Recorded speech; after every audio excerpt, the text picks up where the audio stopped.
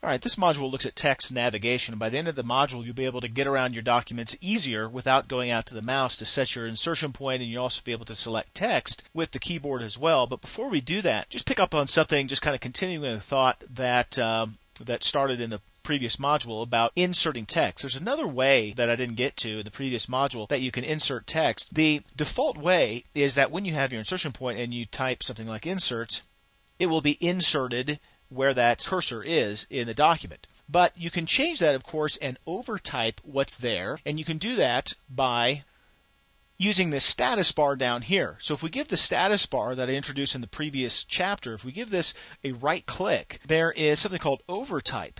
And if I have that selected there, you see that this insert is there in the status bar, so that becomes a toggle. So if I toggle it to overtype with a click, and then insert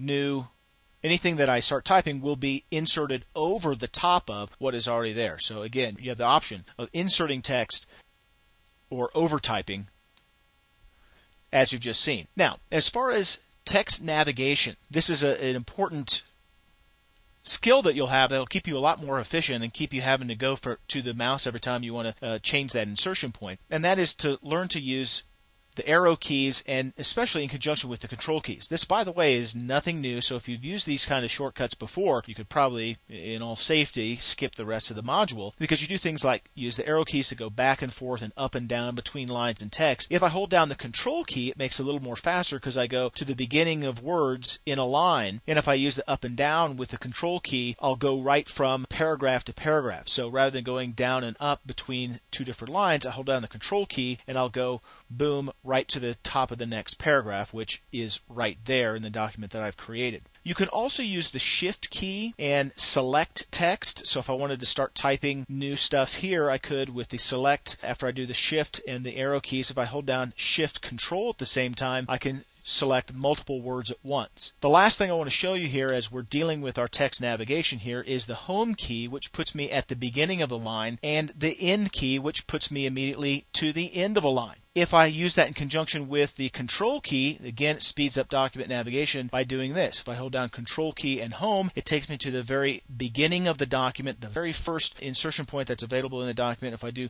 control and end, it takes me to the very end of my document, no matter how big that document is.